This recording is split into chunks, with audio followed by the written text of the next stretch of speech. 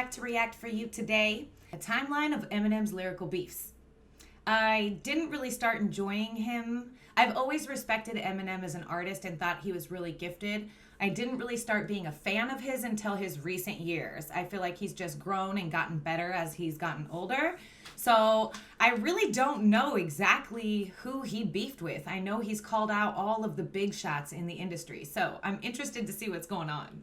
No time to waste, I'm already late. I got a marathoner's pace. Eminem and celebrity dishes go hand in hand, and recently he's back in the fray, sparring with Machine Gun Kelly and Joe Budden. So we thought it's a good time to look back at Eminem's biggest beefs. From the start, Eminem shared his complicated relationship with his mother, from alleged child neglect to over-medication. It's my mother. It's my mother. And it's like, I love her no matter what she does, but sometimes when I look back at the things that she did to me, it's crazy. In 2001, Debbie Mathers defended herself on record.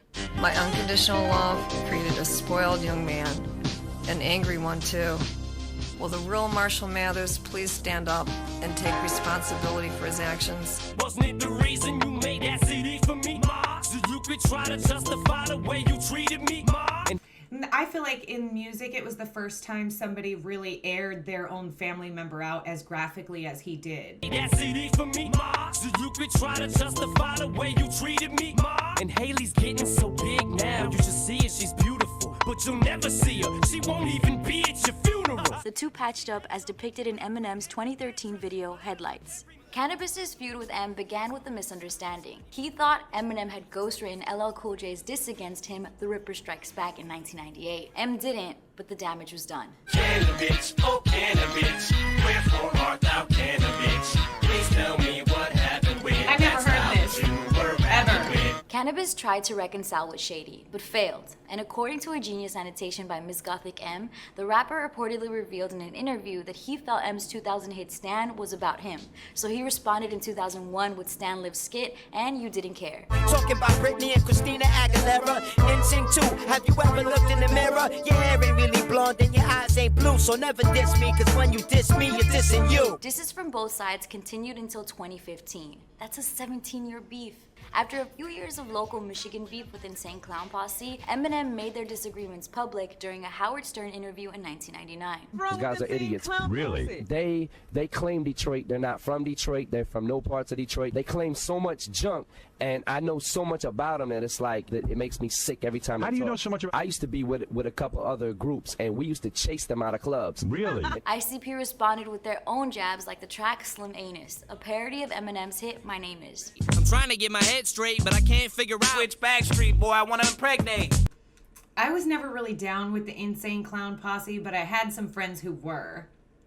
Name is. I'm trying to get my head straight, but I can't figure out which Backstreet boy I want to impregnate. And Dr. Dre said, Slim Shady, you a cutie. I'll give you a deal, let me up in that booty. okay. Then Eminem depicted ICP giving a fictional character fellatio during a Marshall Mathers album skit and acted it out with a blow-up doll on tour. Oh my He gosh. was ultimately deaded by an unlikely source. You know who squashed our beef was Proof before he passed away. You know, he contacted us, and we had like a bowling game and everything. It was really cool, man. Eminem's beef with ex-House of Pain frontman Everlast, also known as Whitey Ford, started in 1999. Everlast tried to congratulate I didn't even know any of this, actually. Everlast, also known as Whitey Ford, started in 1999. Everlast tried to congratulate M backstage on his success, but was blown off, so he fired a sub. Cock my hammer, spit a comment like Haley. A buck of 380 on ones that act shady. Eminem doesn't take kindly to mentions of his daughter Haley, and responded with I Remember and Quitter. You just a quitter, you bitter cause I came along. And it takes a house of pain to go. If you talk about my little girl in a song again, I'ma kill you, I'ma kill you. Everlast shot back with Whitey's Revenge, aimed at M's mom and insinuating that he'd sleep with M's ex-girl, Kim. But Shady had already left the ring. Some of it was so beneath him, he couldn't even respond, like, I don't care. M's beef with Benzino centered around M's popularity in hip-hop and Benzino's thirst for fame. In 2002, Benzino co-owned The Source magazine and called Shady out on the track Pull Your Skirt Up. The state of hip-hop will continue to be fucked up. You playing by a different set of rules, you got me fucked up. After the fact, Benzino explained his side to MTV, saying, quote, Eminem gets to do songs that we would never get to do. Eminem gets to talk about his issues and his pain. We have to rock the party in order to get spins and burn on the radio. Eminem's responses, The Sauce and Nail in the Coffin, came shortly after. And The Sauce became an unofficial nickname for the magazine. Will somebody please tell whoever braids his head that I am not afraid of this fucking waste of lead on my pencil for me to write some shit this simple. Then in 2003, Benzino unveiled 2 songs, including Foolish Pride.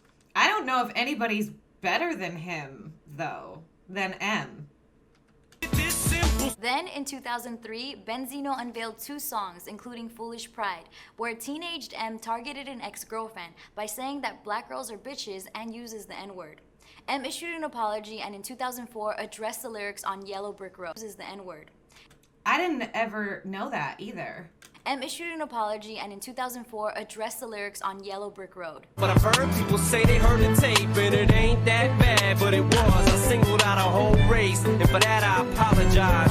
I was wrong, cause no matter what color a girl is, she's still a soul. There were more jabs and an entire Source issue dedicated to trashing M, but Benzino eventually apologized in 2012. Ja Rule's beef with 50 Cent could have remained simple, but in 2003, Who really wants beef with M? He's gonna drag you. 2012. Ja Rule's beef with 50 Cent could have remained simple, but in 2003, Ja violated one of Shady's cardinal rules. Don't diss Haley. M, you claim your mother's a crackhead and Kim is a known slut, so what's Haley gonna be when she grows up? Eminem responded to Ja on a couple tracks and targeted Rule's family. Haley, what do you want to be when you grow up, baby? I don't know. But I don't want to grow up to be like Ja Rule's little dirty ass kid. Yeah. Eminem addressed the all-consuming beef years later.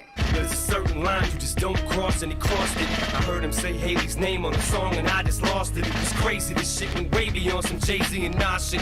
And even though the battle was won, I feel like we... At least he gets the A for creativity. Eminem and Mariah supposedly dated in the early 2000s. I and when remember he this. name-dropped her on Superman, the alleged fling became public. You trying to be my new wife? What, you Mariah? Fly through twice. Eminem explained the lyrics saying that the two had a brief fling, but in 2003, Mariah denied it. What was your relationship with?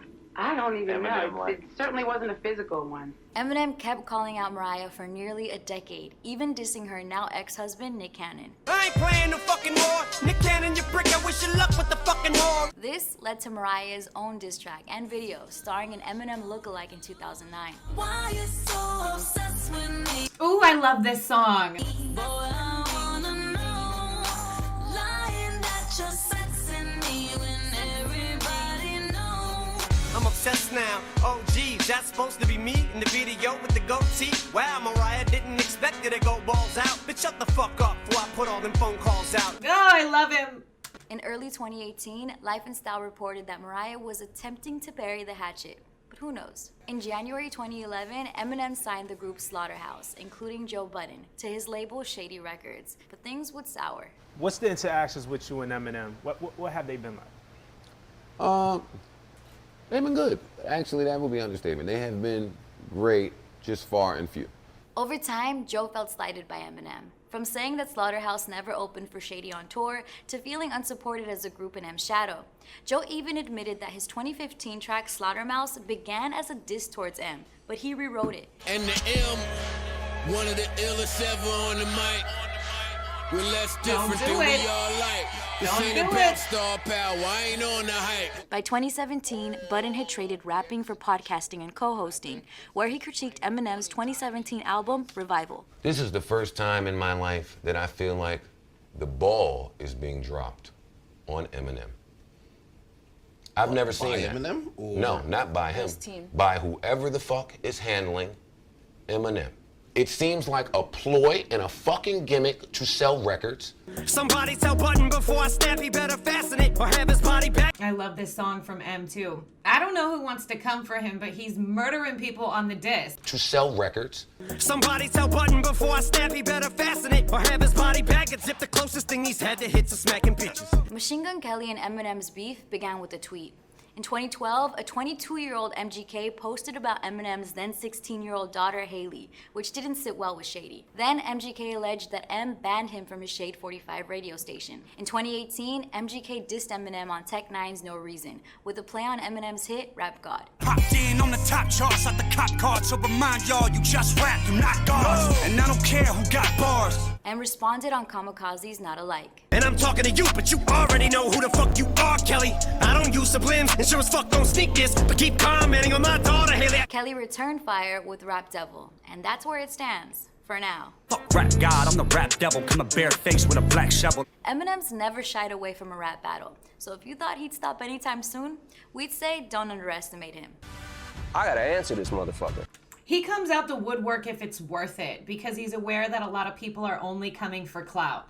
Like, if they can get a response out of Eminem, that's already free publicity by the millions, you know? It's kind of a smart move. Stop anytime soon, we'd say don't underestimate him. I gotta answer this motherfucker. What do we miss? I'm Letty for Genius News, bringing you the meaning and the knowledge behind the music. And I ain't just blowing smoke. And that's the timeline of Eminem's lyrical beefs. I kind of enjoyed this because I had no idea really the complexity and the timeline of who he's come after. I know he will savagely go for anybody on the mic. He will tear apart everybody you know and anything you did and probably be better than you at it. So I don't know if it's a career boost or a death sentence to most rappers when they come for him. I have nothing but respect for Eminem, and my love for him has grown as he's matured. I feel like he's just gotten better. There might not be anybody better than him, to be honest. I know my favorite rapper is Joyner, and he sits right up there with him. Let me know who your favorite is. Thanks for coming by. Make sure you like and subscribe, and I'll see you next time. The way you take me, baby.